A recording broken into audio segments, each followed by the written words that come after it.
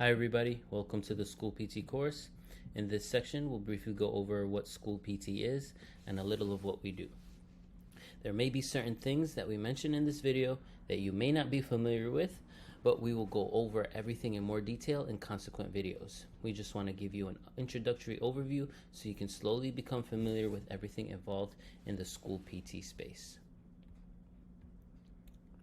In this slide, I have 4 general points explaining what School PT is. 1. School PT is physical therapy in a school-based environment. 2. School-based physical therapists are part of a team of related service providers who support a student's ability to access and excel within his or her educational environment. 3. School-based physical therapy and rehab services are reserved for those children who have a disability or functional limitation that prevents them from engaging fully in school. 4th, one of our primary roles is to determine and to help ensure that students can navigate their schools safely and independently. Lastly, help our students reach their milestones and their highest potential. What is considered school age? Children from preschool, elementary, middle school, high school, and up to age 21 are eligible to receive school PT services. For students ages 3 to 5 years old, the Committee on Preschool Education of the Child School District determine eligibility for services. For students ages 5 to graduation, the Committee of Special Education of the Child School District determine eligibility. These students typically have a 10-month school year, can have summer off, and resume again in September. But those that may regress, there are summer services that can be provided by the district. We work with students up to age 21 who require services all year round. So who is eligible for placement in school PT? Those in between ages of birth to 21 years old may participate in school-based physical therapy. A child is considered eligible for school PT if they have one of the 4 handicapping conditions that places them in special education. If the child is not eligible for special education services but still require physical therapy, Section 504 of the Rehabilitation Act helps ensure those students will still be eligible for school PT services. When a child receives services, school therapists and providers either do pull-outs, pull-ins, groups, or consultations. A pull-out is when we pull a student out of class. A pull-in is going into a classroom or gym and working with the student during that scheduled time. This is not common for PTs, but more typical for speech or occupational therapists.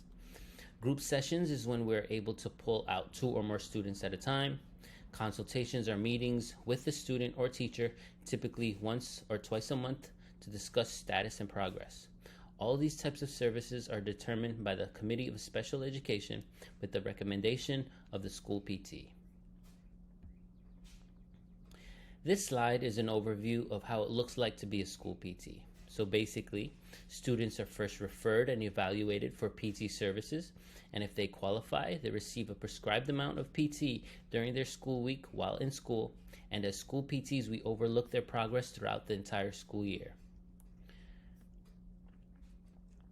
The school PT typically pulls the student out of class during a scheduled time and trains the student either in the therapy room, in the playground, the gym, and throughout the school. Or not as common, pushes into the classroom and works with them during gym or recess. We see 1 student at a time for 30 minutes a session, but we can also see multiple students at a time if the student is prescribed group sessions. We get paid more during these group sessions, and it helps increase our overall caseload. As for notes, there is typically no daily notes. If a school requires notes, it's basically a quick sentence or 2 about plan of care. What is typical are PTs inputting quick progress notes per quarter, writing up physical development remarks during the annual review, and evaluation reports if necessary, all of which will be explained in detail in later videos. We as PTs also make our own schedule, and we also have a lot of time off. We get winter, Christmas, spring, and summer vacation, and the option for us to work all year round is available to us for students who require summer services. During our PT session with students, we teach exercise, do activities, and are essentially paid to have fun. Having fun is an important part of our job because it helps the student trust in us to grow and help them achieve their goals. Through sport, activity, and exercise, we help students get stronger in the aspects of gross motor control and skills, upper, lower, and core strength, walking, agility, running, jumping, balance and coordination, ball skills, throwing, catching, dribbling, sports, and recreational activities. We help the student navigate their school environment independently and safely. We work to determine if they can open doors, if they can walk from one part of the school to another, can they ascend and descend stairs safely, participate in gym and recess, do they sit with or without support, and can they carry their backpack independently. We delve into the aspects of the student's school life so they can reach their milestones and their highest potential. And we do it all through play therapy and exercise.